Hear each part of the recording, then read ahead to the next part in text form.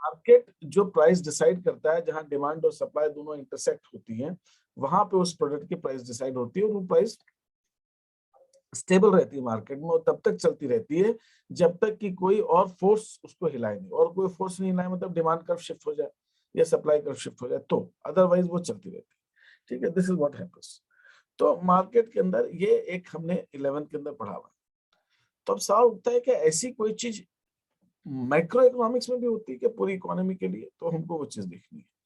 तो यहाँ पर मैं एक दो चीज आपको क्लियर करना चाहूंगा कि जब आप मैक्रो इकोनॉमिक्स की बात करते हैं तो किसी भी गवर्नमेंट के कुछ सर्टेन ऑब्जेक्टिव्स होते हैं। कोई भी गवर्नमेंट है, any government of the day will have some objectives. वो ऑब्जेक्टिव्स क्या होंगे? एक सबसे इंपॉर्टेंट ऑब्जेक्टिव होता है किसी भी गवर्नमेंट का, प्राइस स्टेबिलिटी। महंगाई नहीं बढ़नी चाहिए, प्राइस स्टेबल रहना चाहिए। हम लोग देखते हैं अभी इलेक्शंस का टाइम है हमारे कंट्री में, 5 स्टेट्स में इलेक्शंस कुछ हो गए हैं या कुछ हो रहे हैं। Everybody is talking about inflation, inflation, inflation, petrol इतना महंगा हो गया, ये चीज इतनी महंगी हो गई है, सब मतलब यही न्यूज में लोग ज्यादातर शिकायत करते दिखते हैं। इसका मतलब एवरीबडी वांट्स कि government should be able to control prices. तो गवर्नमेंट का बहुत बड़ा ऑब्जेक्टिव होता है प्राइसेस को कंट्रोल करना। और अगर हम हिस्ट्री में देखें, इंडिया में भी अब्रॉड भी, तो गवर्नमेंट हार जाती है। अगर इलेक्टेड डेमोक्रेसी है तो गवर्नमेंट इलेक्शंस हार जाती है। इंडिया में भी हुआ है जब प्राइसेस बहुत ज्यादा राइज रही हैं, और जो ओपोजिशन पार्टीज हैं वो पार्टी इन द पावर, जो रूलिंग पार्टी है, उसको इस बात पे ही क्रिटिसाइज करते हैं कि they are not able to criticise, they are not able to control prices. तो प्राइस कंट्रोल या इन्फ्लेशन कंट्रोल या price stability is very very important objective of any government. और उसमें गवर्नमेंट को क्रिटिसिज्म भी होता है, और governments are suppose to make sure that prices, because लोगों की कॉस्ट ऑफ लिविंग बढ़ती जाती है, और हम जब कॉस्ट ऑफ लिविंग लोगों की बढ़ती है तो people are able to have a lower standard of living with the same income, और उस इनकम पे उनकी स्टैंडर्ड लिविंग गिर जाती है, and that is what affects people, इसीलिए अफेक्ट करता है। ठीक है, जब एक बार इंदिरा गांधी प्राइम मिनिस्टर थी, तो वो जब इन्फ्लेशन था तो वो एक बार जो है प्रेस कॉन्फ्रेंस में आई, और वो मिर्ची और प्याज और टमाटर की माला वाला पहन के, है ना, and then the what she was trying to say कि आजकल सब्जियां इतनी महंगी हो गई हैं कि people can't afford it, but only people can use them as jewellery, है ना, इतने महंगे हो गए। मतलब that was little exaggeration, but anyway वो पॉइंट कहने का मतलब यह है कि पॉलिटिकल पार्टीज इस पे ऑब्जेक्शंस लेती हैं ना। अभी आप न्यूज में देखते होंगे, जब पेट्रोल महंगा होता है तो न्यूज में आता है कुछ पॉलिटिकल लीडर्स जो है साइकिल पे जा रहे हैं या बैलगाड़ी पे जा रहे हैं, they are objecting to the rise in prices. तो ये एक बहुत बड़ा इशू है, and definitely it touches the people, है ना, वो लोगों को अफेक्ट करता है, तो इसलिए वो लोग उठाते भी हैं। Why political parties raise this issue? Because they know कि it affects the people, लोग इससे कंसर्न होते हैं। तो मेरा कहना है कि whether political parties raise this issue in the country or not, but what is important is people are affected by the inflation, and inflation, the higher the inflation, the problems, or the, I must say, the difficulties of the people is more, है ना। वो लोग people लोगों की जो difficulties हैं वो ज्यादा है, लोग difficulties of people are more, and then they object to this, इससे governments lose elections also। तो ये बहुत important एक। दूसरा सबसे important point है, that is employment। Governments must ensure that employment generation is taking place in the economy। Economy में employment generation होना चाहिए, लोगों को रोजगार मिलना चाहिए। ये अनएम्प्लॉयमेंट अगर बढ़ता है तो इससे बहुत सारी प्रॉब्लम्स क्रिएट होती है। इससे सिर्फ इकोनॉमिक प्रॉब्लम नहीं होती उन लोगों को, इससे सोशल प्रॉब्लम्स भी क्रिएट होती है। लोगों में चोरी चकारी बहुत फैलने लगती है ना। और अभी मुझे याद आ रहा है कि ये हम लोग व्हाट्सएप पे भी ये मैसेजेस आ रहे थे कई सारे, और उतना तो देखने में नहीं आया, लेकिन फिर भी ऐसा होता है कि लोगों के पास काम नहीं है तो चोरी बढ़ने लगती है ना। पीपल स्टार्ट, जो कुछ लोग हैं वो सामान चुराने लगते हैं, because they can not make their ends meet. वो अपने इन्फ्लेशन में भी ऐसा हो सकता है, अनएम्प्लॉयमेंट पे भी ऐसा होता है। फिर वो समाज के अंदर जो है सोशल ऑर्डर का प्रॉब्लम क्रिएट हो जाता है। है ना, you don't have proper peace and harmony in the society. तो इस वजह से एम्प्लॉयमेंट एक बहुत बड़ा फैक्टर है। एक बार it was probably 1932 की बात है, James Keynes was called by the Queen Victoria of England. James Keynes was a British economist और बहुत famous economist हुए। उनको क्वीन ऑफ इंग्लैंड ने बुलाया 1930s, 32, 35, 32 की बात होगी आप प्रॉब्ली। और ये उस समय का टाइम था जब ब्रिटेन वाज अंडर रिसेशन, ठीक है, रिसेशन पे था। And he was called, Keynes को बुलाया क्वीन विक्टोरिया ने, वहां की जो क्वीन एलिजाबेथ थी या जो भी थी, I don't remember the name.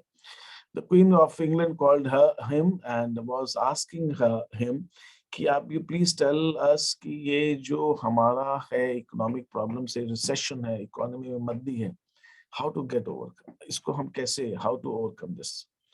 तो उसके पहले, बिफोर कीन्स, जेबी से, जॉन मेनॉर्ड कीन्स की मैं बात कर रहा हूँ, जेएम कीन्स की, उसके पहले जेबी से was economist.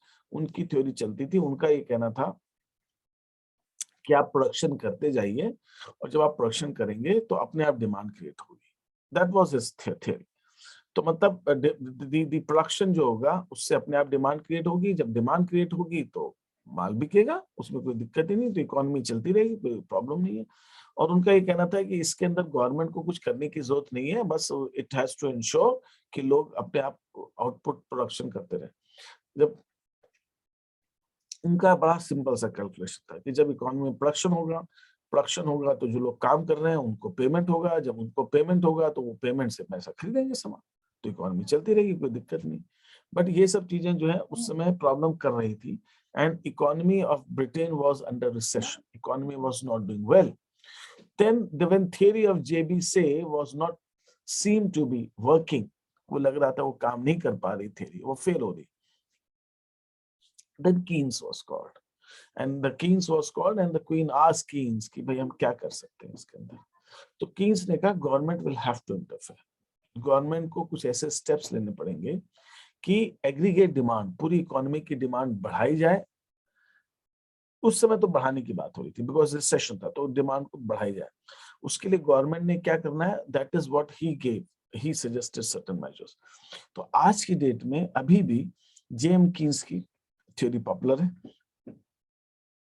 And JM Keynes का कंट्रीब्यूशन वर्ल्ड वॉर 2 के बाद में जो ये बना हमारा international monetary fund, world bank बना, उसके अंदर भी उसका बहुत बड़ा कंट्रीब्यूशन है।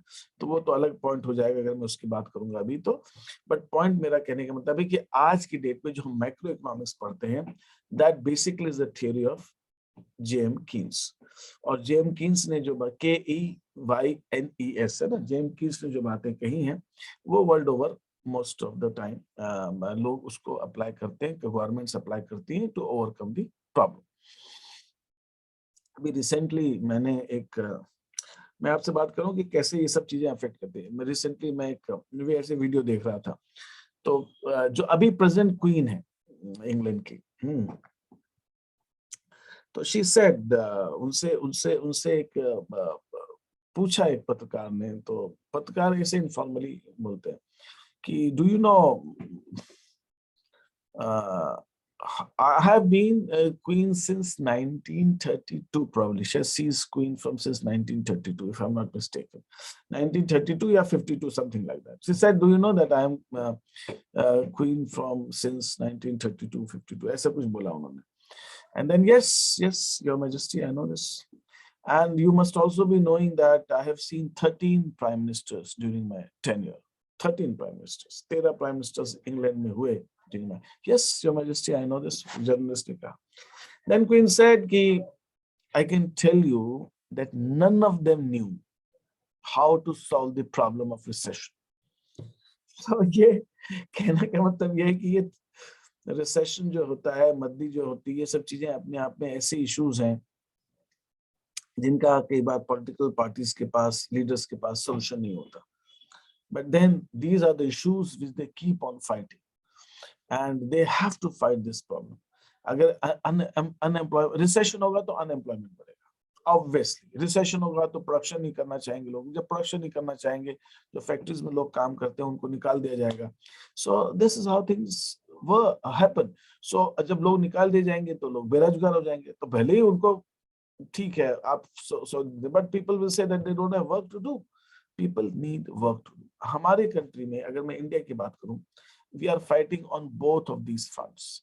आज की जो हमारी गवर्नमेंट है, गवर्नमेंट ऑफ द डे, जिसको हम सेंट्रल गवर्नमेंट की बात ज्यादा होती है, that is criticised on the basis of these two fronts. Unemployment बहुत ज्यादा है, और लोग बात करते हैं ना, कोई कहते पकोड़ा तलेंगे, कोई कुछ कहते हैं ना, अलग अलग नेम्स आते हैं, अलग अलग कार्टून्स आते हैं, लॉग those things people criticise.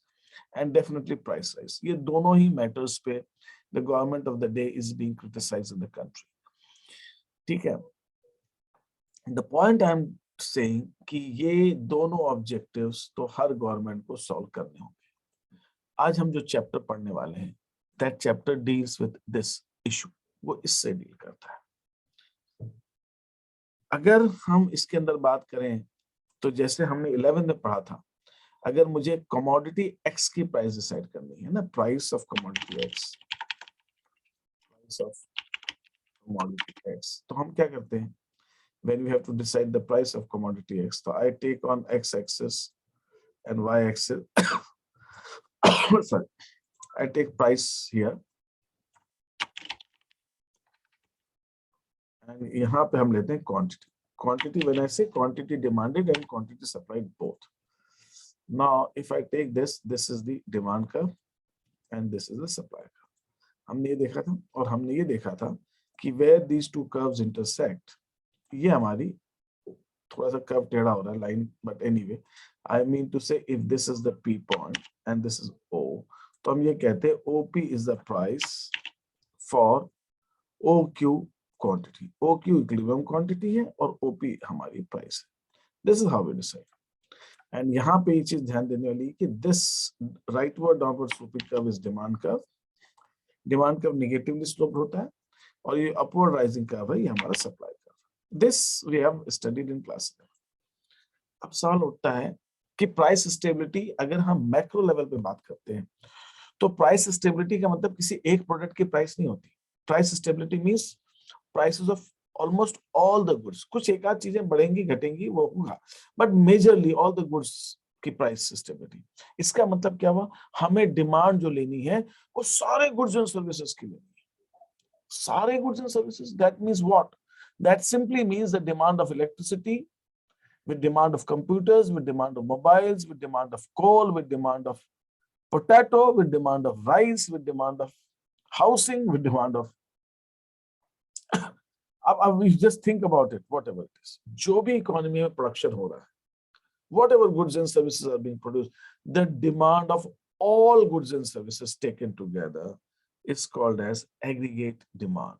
Aggregate demand मतलब demand of all goods and services taken together, सभी चीजों की डिमांड। तो आप कहेंगे ये कैसे संभव है? How can we add the demand of oil with the demand of bricks but convert them into amount? रुपए में बदल दो। Demand of rupee oil in terms of rupees, demand of bricks in terms of rupees, demand of cement in terms of rupees, demand of steel in terms of rupees, demand of petrol in terms of liter, demand of vegetables in terms of kgs, demand of fruits in terms of kgs, demand of gold in terms of grams, सबको add कर दो, then you get aggregate demand, demand of all goods and services. And similarly we have aggregate supply, supply of all goods and services. That simply means aggregate demand and aggregate supply have to be equal. अगर हम ऐसा कुछ level ले आए कि aggregate demand और aggregate supply बराबर हो जाए तो इकोनॉमी इक्विलिब्रियम पे आ जाएगी, इक्विलिब्रियम पे आ जाएगी। वो कैसे होता है? इसी ढंग से अगर मैं यहाँ पर एक कर्व बनाता हूं, on y axis I am taking aggregate demand and aggregate supply. On x axis I am taking output, economy में प्रोडक्शन कितना हो रहा है, what is the level of output, okay, and what is the what is the level of output and what is ADAS. तो जो as curve है वो मैं आपको बताऊंगा why it is that way. AS curve is taken as a 45-degree line starting from the origin. This is aggregate supply curve. और यहाँ पर मैं एक छोटा सा पॉइंट अभी आपको बस रेज कर रहा हूँ, अभी मैं उसको पूरा एक्सप्लेन नहीं कर रहा हूँ. ये this AS curve is nothing but it is the output line. इसका मतलब मैं ये कहना चाहता हूँ आपसे बहुत ही सिंपल टर्म्स के अंदर कि ये जो हमारी आउटपुट दिखा रहे हैं हम एक्स एक्सिस पे, इसी को हम AS कर्व से भी डिनोट करते हैं. That means this line, which is a 45-degree line. Why this is a 45-degree line? Because it is making a 45-degree angle here. अगर मैं यहाँ पे एंगल बनाऊं दो बीच में एकदम, तो this angle would be a 45 degree. ये 45 डिग्री का मुझे सिंबल नहीं लगाना आ रहा है. तो ये जो लाइन है, सिंपली ये जो लाइन है, this line is denoting the output line. यही लाइन को डिनोट करते हैं. तो आप ये कह सकते हैं हम दो बार क्यों दिखा रहे हैं? जब हम एक्स एक्सिस पे उसको दिखा रहे हैं तो फिर हम बीच में 45 डिग्री लाइन करके क्यों दिखा रहे हैं? इसका आंसर भी मैं रुक के दूंगा, देखता हूँ आज या जैसा भी होगा. I'll give it. But keep this in mind that AS line and output line, they are showing the same thing. जितना आउटपुट होगा उतना ही सप्लाई होगा. Aggregate supply same as output and aggregate supply is also equal to income. वो हम discuss कर चुके हैं सर्कुलर फ्लो में. सर्कुलर फ्लो में मतलब हाउस होल्ड्स जितना काम करके फर्म को दे रही हैं, वो जितना प्रोडक्शन कर रही है, फर्म उतना ही उनको पेमेंट कर रहे हैं, और वो जितना पेमेंट कर रहे हैं उतने से वो गुड्स एंड सर्विसेज खरीद रहे हैं. तो जितने की वैल्यू ऑफ गुड्स, जितने की factor services house holds firm को देती हैं, फर्म उतना ही पेमेंट करते हैं. अगर हाउस होल्ड ने 1000 रुपए का काम किया है तो फर्म उनको 1000 रुपए देती है. हाउस होल्ड 1000 रुपए को खर्च करती है और 1000 रुपए की चीजें खरीदती है. तो ये इसका मतलब output is same as aggregate supply. यहाँ पे आप बेसिकली ये मान सकते हैं. Now what happened with the aggregate demand? Aggregate demand curve जो है हमारा थोड़ा सा ऊपर से स्टार्ट होता है ओरिजिन से, and this is goes like this. ये हमारा एग्रीगेट डिमांड है. This is my AD curve. This is aggregate demand. इस एग्रीगेट डिमांड को हम अभी अपने एनालिसिस में कंजम्पशन कर्व भी कहेंगे. Consumption curve demand, basically aggregate demand. अभी ये मैंने आपको ब्रीफ दिया. अभी हम इसका चीरफाड़ करेंगे कि ऐसा शेप क्यों होता है, या ऐसा क्यों है, वैसा क्यों है, वो हम बात करेंगे. बट मैंने अभी आपको सिर्फ इतना सा एक पॉइंट बताया.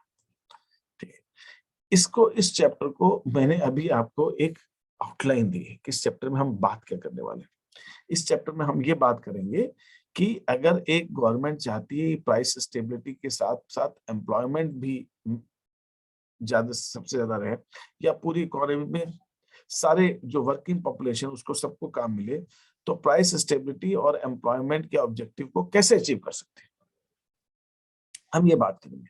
और हम इसके अंदर ये भी बात करेंगे कि इस ऑब्जेक्टिव को अचीव करने के लिए हमें दो मेजर कंपोनेंट्स लगते हैं, aggregate demand and aggregate supply. इसलिए मैंने आपको एग्रीगेट डिमांड और एग्रीगेट सप्लाई का ब्रीफ में इंट्रोडक्शन दिया. और मैंने ये भी आपको बता दिया है कि एग्रीगेट सप्लाई कर्व का शेप कैसा होगा. This is what the shape of aggregate supply curve. और मैंने आपको ये भी बता दिया है कि एग्रीगेट डिमांड कर्व का शेप कैसा होगा. ठीक है, एग्रीगेट डिमांड कर्व का खास बात क्या है? एग्रीगेट डिमांड कर्व कभी भी ओरिजिन से नहीं आएगा, ओरिजिन के ऊपर से आएगा वाई एक्सिस पे. ठीक है, वो सब हम डिस्कस करेंगे वगैरह वगैरह क्या क्या. अब मैं आ रहा हूं कि इसमें इस चैप्टर में कुछ टर्म्स हैं जो हम बहुत फ्रीक्वेंटली यूज करने वाले हैं, और वो टर्म्स का मैं आपको शुरू में मीनिंग बताना चाहूंगा, और जिससे कि हम आगे की जब भी वो टर्म आए तो आप समझ जाएं कि इस टर्म का क्या मतलब है. ठीक है, that is what is I want. तो अभी हम उन टर्म्स पे आते हैं. मैंने आपको ब्रीफ दिया. Any questions if you have then you can definitely ask. No sir, no questions. ये जो टर्म है, ये this term relates to propensity to save and propensity to consume. Now what does propensity to save and propensity to consume? Propensity, tendency, propensity, tendency. हमारी क्या इच्छा है? अगर किसी के हाथ में 1000 रुपए दिए जाए और ये देखा जाए इकोनॉमी लेवल पे, अब यही बात हम मैक्रो इकोनॉमिक्स में नेशनल लेवल पे देखते हैं. एक पॉपुलेशन के हाथ में 1000 रुपए हैं, तो वो पॉपुलेशन उसमें से कितना पैसा बचाएगी और कितना खर्च करेगी, that tells you the propensity to consume and propensity to save. अब हम एक और प्रोपेंसिटी इसके अंदर देखते हैं, हम उसको डिफरेंस देखेंगे दोनों में क्या नाम है. पहले एक 1000 रुपीज है, हम उसमें ये देखेंगे इस 1000 में कितना वो खर्च करते हैं, कितना वो सेव करते हैं। तो अगर वो पूरी इकोनॉमी उस 1000 रुपीज में 600 कंज्यूम कर रही है और 400 सेव कर रही है, बहुत अच्छी बात है। अब हम ये देखेंगे कि अगर वो इनकम 1000 से बढ़कर 1500 होगी, 500 रुपीज से इनकम बढ़ गई, तो जो 500 एक्स्ट्रा मिला है और मिल गई, इनकम बढ़ गई, उस 500 में वो कितना कंजम्पशन में चेंज आएगा और कितना सेविंग में चेंज आएगा। मतलब क्या, मतलब जब 1000 रुपए इनकम थी तो 600 रुपए कंज्यूम होते हैं, 400 सेव हो रहे थे। बहुत अच्छी बात, ठीक है। अब 500, अब इनकम 500 से बढ़ गई, मतलब 1500 हो गई। 1000 थी, 1500, 500, तो जब 500 और बढ़ गई, इस 500 में कितना हिस्सा कंजम्पशन में जा रहा है, कितना सेविंग में जा रहा है। तो हम प्रोपेंसिटी टू सेव और कंज्यूम को दो लेवल में, दो तरह से मेजर करते हैं। एक, अभी जो इनकम है उसका कितना हिस्सा सेव हो रहा है, कितना कंज्यूम हो रहा है, इसको हम बोलते हैं average propensity to save and average propensity to consume. अभी जो इनकम उसका एवरेज, नेशनल एवरेज, कुछ लोग ज्यादा करेंगे, कुछ कम करेंगे। फिर हम देखते हैं कि अगर इनकम में चेंज आता है, तो इनकम में अगर जितना चेंज आया उसका कितना हिस्सा सेविंग में जाएगा, कितना कंजम्पशन में जाएगा, इसको हम कहते हैं marginal propensity to save and marginal propensity to consume. तो एवरेज क्या था, एग्जिस्टिंग इनकम पर कितना कंजम्पशन है, कितना सेविंग। मार्जिनल माने जो इनकम में चेंज आया, जितना चेंज आया उसका कितना सेव हो रहा, उतना कितना कंज्यूम हो रहा।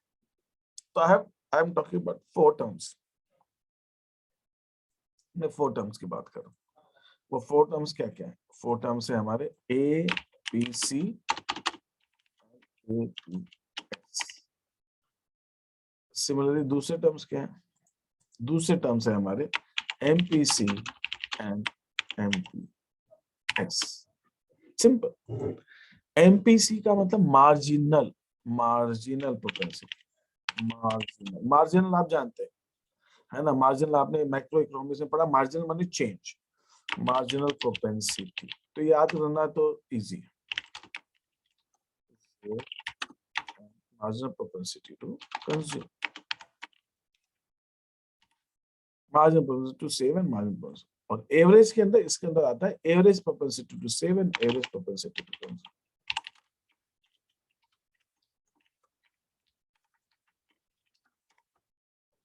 Average propensity to save and average propensity to consume. ठीक है, ये आपके 4 टर्म्स हैं, हम इनकी बात करने वाले हैं। बिफोर आई प्रोसीड, अब इसका फॉर्मूला भी हम देख लेते हैं। एपीसी क्या है? APC is equal to consumption upon income. Consumption upon income को हम एपीसी, वाई इज इनकम। इस पूरे चैप्टर में आपको 2-3 सिंबल्स बता देता हूं। C is meant by consumption,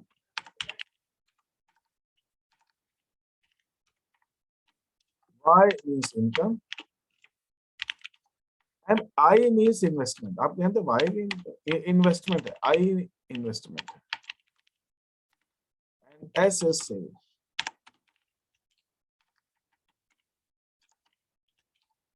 ये आप ध्यान रखना, ठीक है। तो यहाँ पे हमारा फॉर्मूला है सी अपॉन वाई, मतलब इनकम का कितना हिस्सा हम कंज्यूम कर रहे हैं। इसका मतलब अगर मैंने जो अभी आपको एग्जांपल दिया, उस एग्जांपल से अगर हम चलें, अगर मान लीजिए इनकम हमारी 1000 है, इकोनॉमी की इनकम 1000, इस 1000 इनकम में से इकोनॉमी के अंदर जो लोग सेव कर रहे हैं, कंज्यूम कर रहे हैं, वो 600 कर रहे हैं। तो मैं निकालूंगा 600 अपॉन 1000। तो the answer I would be getting is 0.6। This is, तो भाई 1000 में से अगर 600 कंज्यूम कर रहे हैं तो 400 सेव कर रहे हैं, ऑब्वियसली। तो सेविंग अपॉन इनकम, इसको मैं अगर देखता हूं तो 400 हम सेव कर रहे हैं। नेचुरली 1000 इनकम में से 600 कंज्यूम करें तो 400 सेव करें। इसको मैं दिखाता हूँ C upon S upon Y and 400 upon 1000। और अगर मैं इसको डिनोट करूं तो this would be something like 0.4। तो आप एक चीज नोटिस करेंगे कि if I add APC and APS, my answer is equal to 1. तो that means APC plus APS is equal to 1। और इसका मतलब अगर आपको APC दिया है तो APS निकाल सकते हैं, APS दिया तो APC निकाल सकते हैं। इनकम का कितना हिस्सा कंज्यूम हो रहा है? नहीं, जो कंज्यूम हो रहा है वो सेव हो रहा है। तो APC है plus APS is equal to 1, दोनों मिला के 1 हो जाएगा। यहां तक कोई प्रॉब्लम किसी को? No sir. प्रॉब्लम नहीं। आप लोग मेरी बात सुन रहे हैं ना? Yes sir. हाँ सर।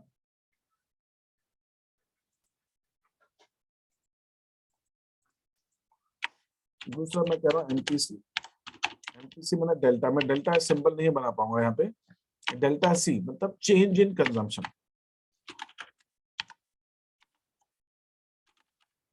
और डेल्टा Y मतलब changes in income.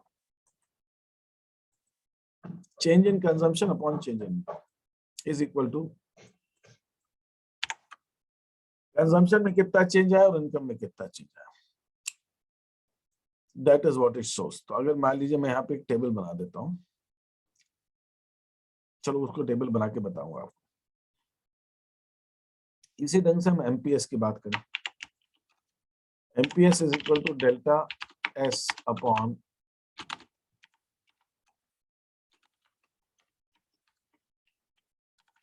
Delta Y, delta S upon delta Y, which is equal to this. Change in saving upon change in income. Change in saving upon change in income. कितना change आ रहा है? तो अब हम इसको एक बार calculate करने की कोशिश करते हैं। मान लीजिए मैंने यहाँ पे लिया Y, यहाँ लिया कंजम्पशन, यहाँ लिया सेव। अलग अलग लेवल पे हम लेके देखते हैं। इसको अलग पेज पे ले लेता हूं मैं।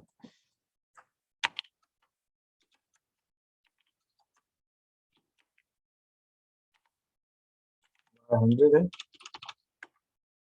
कंजम्पशन 120 है, तो सेविंग इज -20। Y बढ़ के हो गए 200,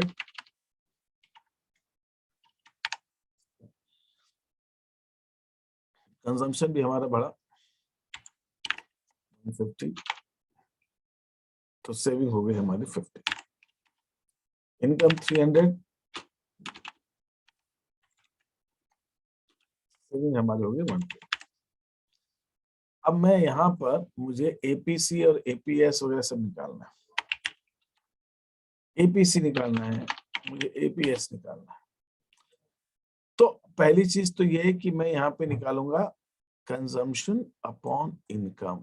तो APC इज 1.2। अब यहाँ पे एक चीज आपको नोटिस करनी है, मैंने वो पॉइंट यहाँ पे रेज अपने आप ही कर दिया, जबकि मैं उसको बाद में बताना चाहता था।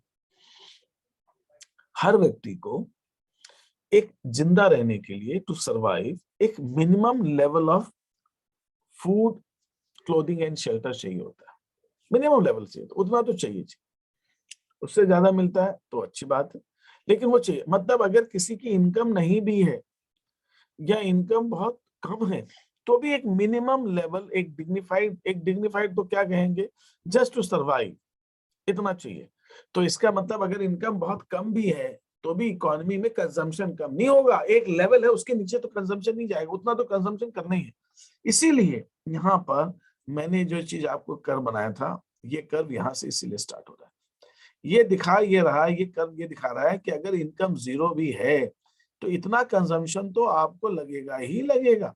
ओसी, मान लीजिए मैं इसको OCC पॉइंट देता हूँ, तो ओसी कंजम्पशन तो रहेगा ही रहेगा। इनकम कंजम्पशन जीरो थोड़ी हो सकता है, इनकम जीरो हो सकती है, लेकिन कंजम्पशन जीरो नहीं हो सकता। इन लोगों को मिनिमम लेवल, तो इसलिए कंजम्पशन कर कभी भी जीरो से स्टार्ट नहीं होता, इनकम जीरो से स्टार्ट हो सकती है। तो इनकम जीरो है या बहुत कम है तो भी एक मिनिमम लेवल ऑफ कंजम्पशन चाहिए। और इसी वजह से ये जो शेड्यूल मैंने बनाया है, इस शेड्यूल के अंदर इनकम अगर 100 है तो कंजम्पशन 120 है, मतलब सेविंग इज -20। तो saving can be minus also, consumption can be more than 1 also, तो कंजम्पशन इज 1.2।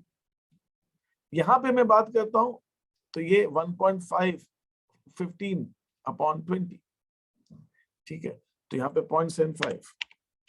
यहाँ पे मेरा सिर्फ इतना कहना हो रहा है कि जैसे जैसे आप देखेंगे हम इसको निकाल रहे हैं, यहाँ पे क्या हो रहा है 180.3 तो 0.6। तो अगर मैं 1 में से 1.2 माइनस करूंगा तो -0.02 आएगा, ये 0.25 आएगा, ये 0.4 आएगा। तो एपीसी और APC has to be equal to 1, और 1 में से जब मैं एपीसी घटाऊंगा तो एपीएस आएगा। तो यहाँ मैंने जो एपीसी और एपीएस निकाला, इसमें किसी को कोई प्रॉब्लम है?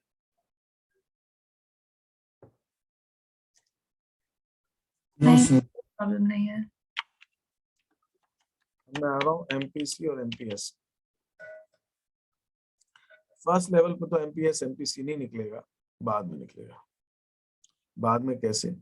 इनकम 100 से बढ़ के 200 हो गई, कंजम्पशन 120 से बढ़ के 150 हो गया, तो ये एमपीसी क्या आएगा 30/100, दैट इज 0.3। मैं यहाँ पे 0.3 लिखने की जगह चलो लिख ही लेते हैं, इसको हटा देता हूँ।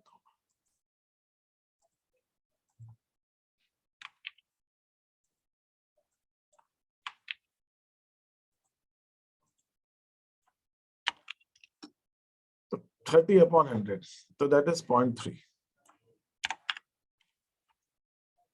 ये क्या दिखा रहा है? ये दिखा रहा है जब इनकम हमारी कंजम्पशन बढ़ के 130 से 180 हो गया तो अगेन 30, इनकम 200 से 300 होगी तो अगेन 100।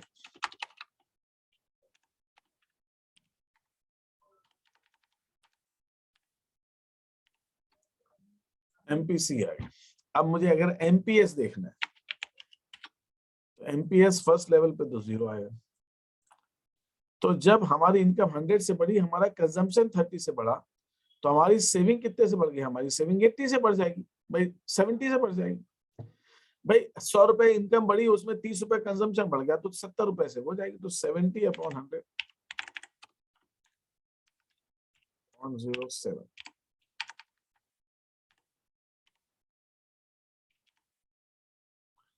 इसी ढंग से यहाँ आएगा।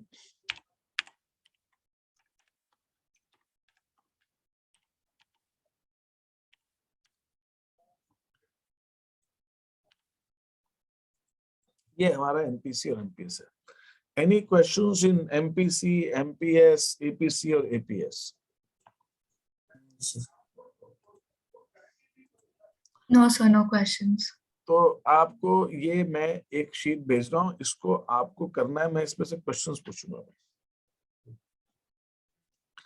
अब देखिए, जैसे कि ये थियरी आपको थोड़ी सी पढ़नी पड़ेगी, और ये आप थियरी पढ़ेंगे और उसके बाद ये क्वेश्चंस भी अपने को करने हैं। आप इसको जो स्टार्ट करना चाहे तो उससे स्टार्ट कर सकते हैं, बाकी तो हम डिस्कस करेंगे।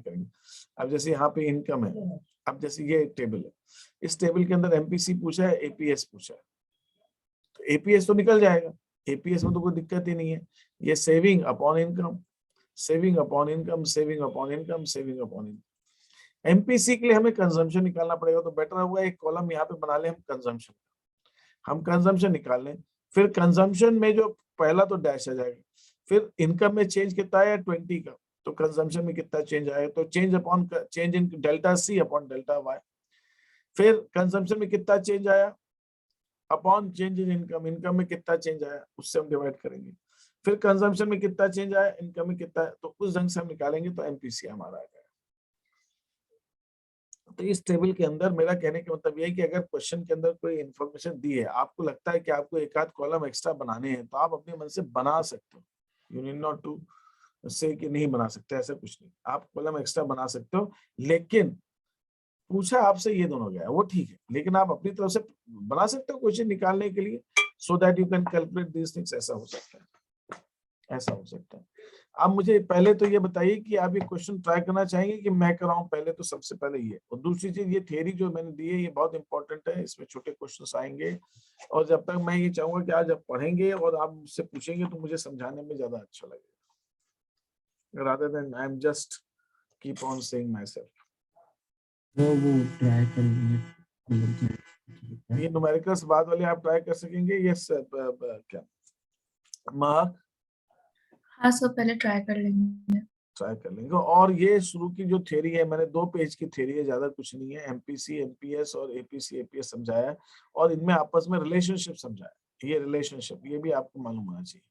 और इन दोनों का एपीएस और एमपीएस का रिलेशन क्या है, और एपीसी और एमपीसी का क्या, और इन चारों में क्या है, ये इतना, ये भी बहुत इंपॉर्टेंट है, इसको भी पूरा आप पढ़ेंगे। Is that okay? Yes, sir. Yes, sir. मैं ये शीट भेज रहा हूँ, इसको करेंगे फिर हम आगे डिस्कस करते हैं।